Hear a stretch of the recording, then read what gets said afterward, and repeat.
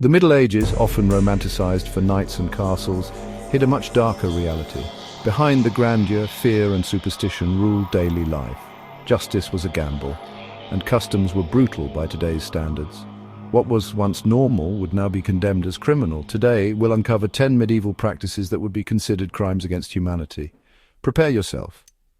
This history is not for the faint of heart. D. Accused of a crime in the Middle Ages, your fate was left to God, not evidence. Trial by ordeal meant proving innocence through pain, like carrying red-hot iron or being plunged into water. If your wounds healed, you were innocent. If not, you were guilty. Trial by water was even crueler. Float and you're guilty, sink and you're innocent, but likely dead. There was no presumption of innocence, just a spectacle of suffering. These ordeals were less about justice and more about extracting confessions or divine signs. The outcome was often fatal, determined by biology, not truth. Today we'd call this torture, not justice. Such practices violate every principle of human rights. The medieval courtroom was a place of fear, not fairness. Innocence or guilt was a matter of survival, not fact. The system was designed to terrify, not to protect. What passed for justice then would be prosecuted as aggravated assault now. Medieval Europe was gripped by witch hunt hysteria. Accusations, often against women, needed no proof, just suspicion. Torture forced confessions, fueling a cycle of panic and executions. Most accused were innocent, yet thousands were burned alive in public. Today, these acts would be prosecuted as hate crimes and mass murder. Executions in the Middle Ages were public spectacles, not private punishments. Crowds gathered, vendors sold snacks, and families watched as people were hanged or beheaded. The condemned were paraded and mocked before their deaths. Such events were seen as entertainment and moral lessons. Today, this would be condemned as a grotesque violation of human dignity. Knighthood began in childhood, not adulthood. Noble boys left home at 7 to train as pages, learning combat, not play. By 14, they became squires, serving knights and fighting in real battles. Childhood was sacrificed for war and duty. Today, using children as soldiers is a war crime. International law forbids recruiting anyone under 15 for combat. What was once tradition is now seen as child abuse. The medieval path to knighthood would be prosecuted under the Geneva Conventions. Childhood was a casualty of medieval ambition. Falling ill in the Middle Ages meant facing dangerous cures.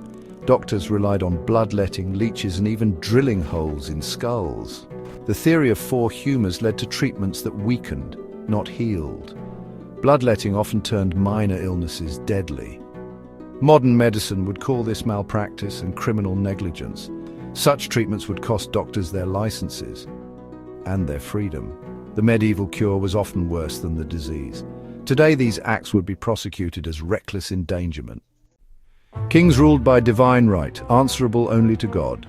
Their word was law. Questioning them was treason and blasphemy. They could imprison, execute, or tax at will. No checks, no balances. The people were subjects, not citizens. Modern democracies call this dictatorship. Such unchecked power is now condemned as tyranny. Medieval monarchy would be prosecuted for crimes against humanity. Stealing bread in medieval cities could cost you a hand. Punishments were brutal and public, amputation, mutilation, or worse. The goal was deterrence, not rehabilitation. Bodies became canvases for state power and shame. Today, such punishments are banned as cruel and unusual. Modern law sees them as torture and mutilation. Medieval justice would face criminal charges today. Immurement, being walled up alive, was a punishment for grave crimes. Victims were sealed in stone chambers, left to die in darkness and silence. It was a slow, terrifying death meant to erase a person from existence. This was not myth, but a chilling reality. Today, such acts are classified as premeditated murder and torture. Every participant would face the harshest penalties. Immurement stands as one of history's most monstrous crimes. Medieval medicine blurred the line between healing and horror. Remedies included boiled toads, crushed lizards, and even human remains. Corpse medicine used skull moss, mummy powder, and human blood. The executioner's block supplied ingredients for potions.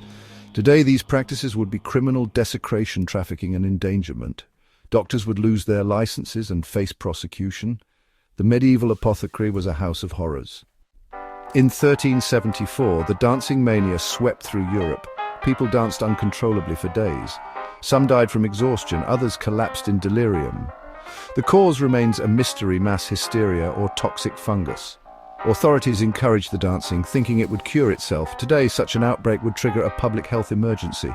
Medical teams would intervene, not musicians. The medieval response was dangerously misguided. The dancing mania remains one of history's strangest tragedies. The Middle Ages were brutal, but they hold vital lessons. What was once normal is now criminal. Proof of how far we've come. History is a mirror, reflecting both our darkness and our progress. We study these horrors to ensure we never repeat them.